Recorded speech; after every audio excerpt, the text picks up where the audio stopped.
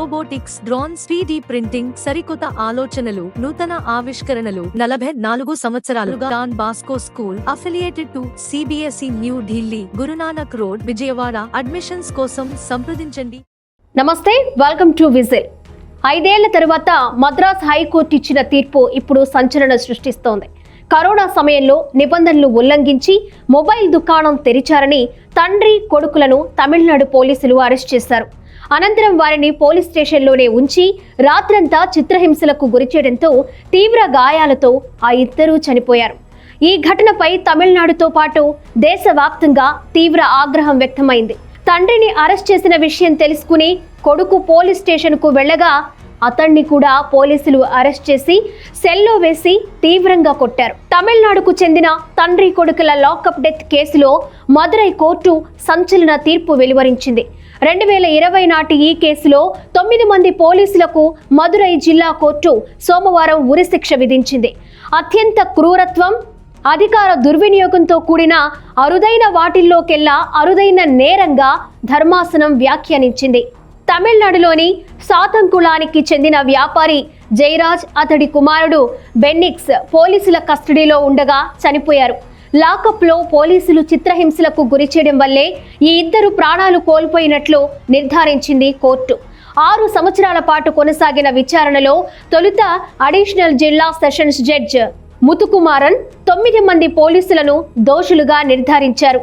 కస్టడీలో జరిగిన హింస ముందుగా ప్లాన్ చేసుకుని దానిని రాత్రంతా కొనసాగించాలని, అందువల్ల గరిష్ట శిక్ష విధించవచ్చని సెంట్రల్ బ్యూరో ఆఫ్ ఇన్వెస్టిగేషన్ వాదనలను కోర్టు అంగీకరించింది. దోషులుగా తేలిన వారిలో ఇన్స్పెక్టర్ ఎస్ శ్రీధర్, సబ్ ఇన్స్పెక్టర్లు P Raghu Ganesan, K Balakrishnan, head కానిస్టేబుళ్లు ఎస్ మురుగన్ సమదురై, కానిస్టేబుళ్లు M Muthuraj, S Chelladurai, Thomas Francis, వేలుముత్తులు. 10వ నిందితుడైన స్పెషల్ సబ్ ఇన్స్పెక్టర్ పాల్దురై విచారణ కొనసాగుతున్న సమయంలో COVID-19తో మరణించారు. ఈ కేసు 2020లో దేశవ్యాప్తంగా తీవ్ర ఆగ్రహాన్ని రేకెత్తించింది.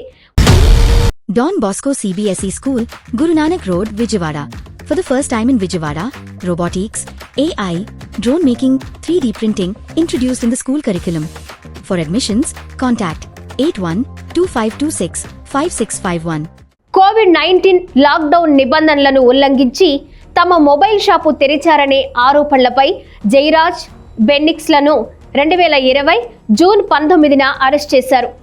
సాతంకుళం పోలీస్ స్టేషన్లో వారిని చిత్రహింసలకు గురి చేశారని, ఈ క్రమంలో వారికి తీవ్ర గాయాలయ్యాయని, బలమైన దెబ్బలు, అధిక రక్తస్రావం కూడా జరిగినట్లు దర్యాప్తులో తేలింది. జూన్ 22న తండ్రి, 23న కొడుకు కోవిల్పట్టి సబ్ జైల్లో ఉండగానే మృతి చెందారు. విచారణ ప్రకారం దాడి తరువాత అధికారులు సాక్ష్యాలను మాయం చేయడానికి ప్రయత్నించారు. బాధితులతోనే రక్తాన్ని వారే శుభ్రం చేయించారు. రక్తపు మరకలున్న బట్టలను పారవేశారని, నేరాన్ని కప్పిపుచ్చడానికి ఒక తప్పుడు కేసు నమోదు చేశారని ఆరోపణలు ఉన్నాయి. మద్రాస్ హైకోర్టు మదురై బెంచ్కు సమర్పించిన CBI నివేదికలో లాకప్ గోడలు, టాయిలెట్, NH గది, లాఠీల నుంచి సేకరించిన రక్త నమూనాలు బాధితుల DNAతో సరిపోయాయని ఫోరెన్సిక్ పరీక్షల్లో తేలింది.